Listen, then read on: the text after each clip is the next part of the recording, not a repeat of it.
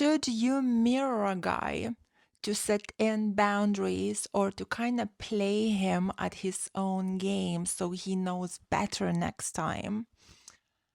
Now, my answer is yes and no. I would say mirroring definitely works to a certain extent, but not if it's done as a game.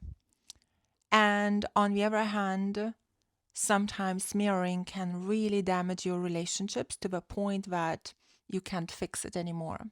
So, in this video, let's talk about how to mirror a person the right way to set in a boundary and what is kind of the wrong way so you don't make those mistakes and you don't damage your relationships. So hello, my name is Greta Bereisaite. I'm dating and relationship coach for women, and we're gonna jump into the video just right now. So let me give you some examples of the wrong way of mirroring a person. So I suppose I'll go with the most important one, which I see women get it wrong a lot. And I think I will have a lot of kind of questions about it and maybe even some negative comments from girls that believe in equality and 50-50. But listen to the end. So I'm actually going to tell you personally from my own personal experience how I do things and what has worked for me. So maybe I'm just a little bit sweeter, I would say, but I'll tell you like this. So, for example, let's say you ask a guy a question and he ignores it and the conversation continues. You ask a guy another question, he ignores the question and conversation continues, right?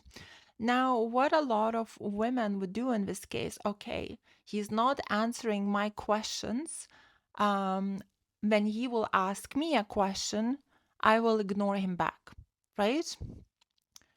And when a guy asks you a question, a woman ignores him back. And when the guy gets furious, and when the whole game of punishment begins, now we have like this type of thing going on, right? Which is not good because going forward, now he remembers you don't answer the questions. So he steps back, full away, and it's a whole new game, right? So this is my point of view. This is my belief.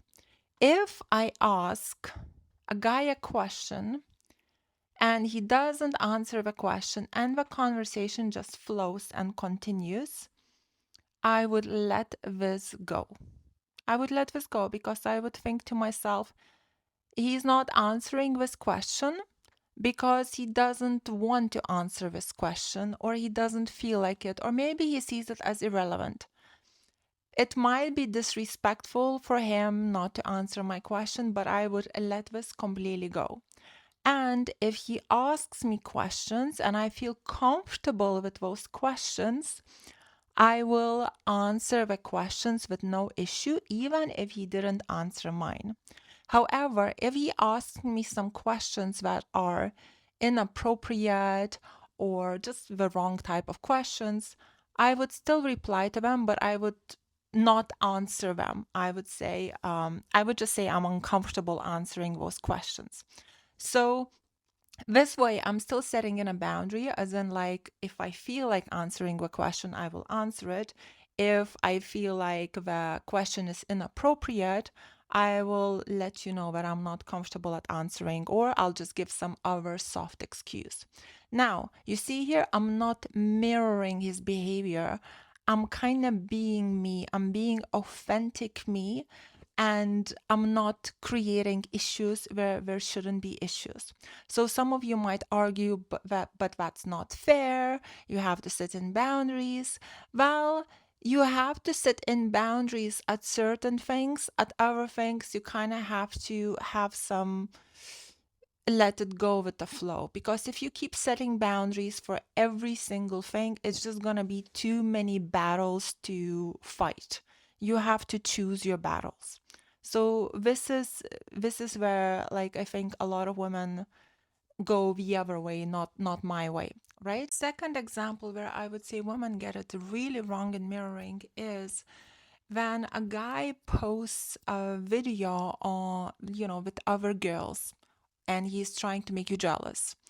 And the way women react, a lot of times we might confront him, we might cry about it, we might call him out.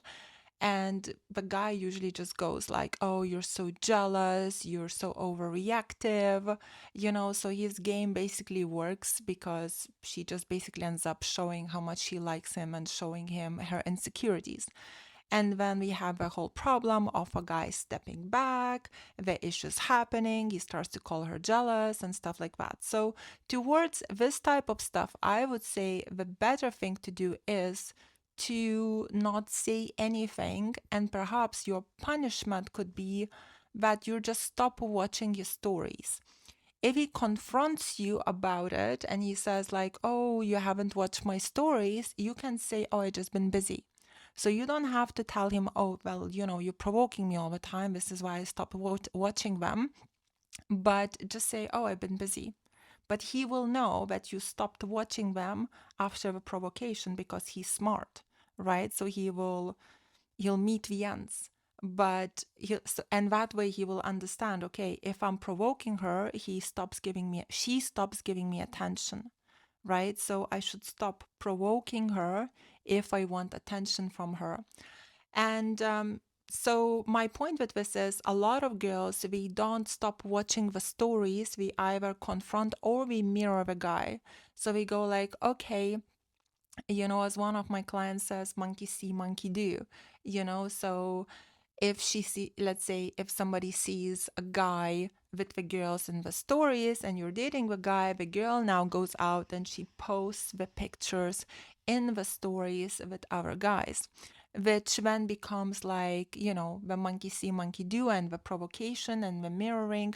And then it just starts to create unnecessary issues, unnecessary drama. If you want your relationship to work, you cannot entertain these type of games, because when we mirror each other to this type of extent where it becomes literally a game, it just becomes a lot of drama, a lot of provocation, people get hurt.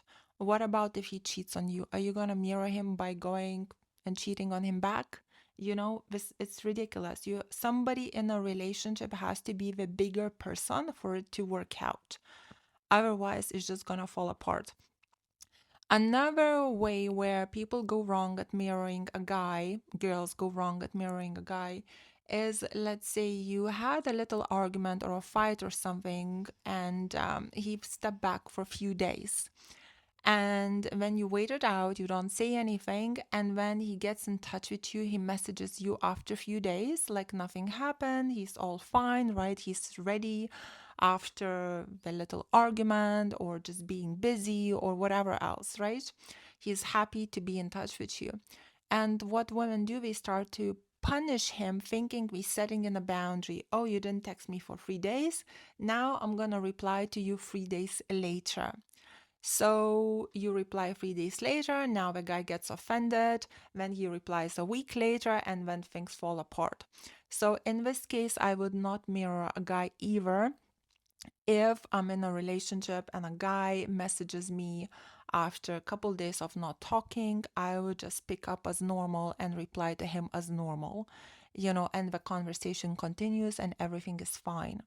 If, however, he upset me or something and there was an issue, and I'm not happy with something, then yes, maybe I will start to take my time in responding, right? So that way, setting in a boundary, basically saying you can't disrespect me like that, right?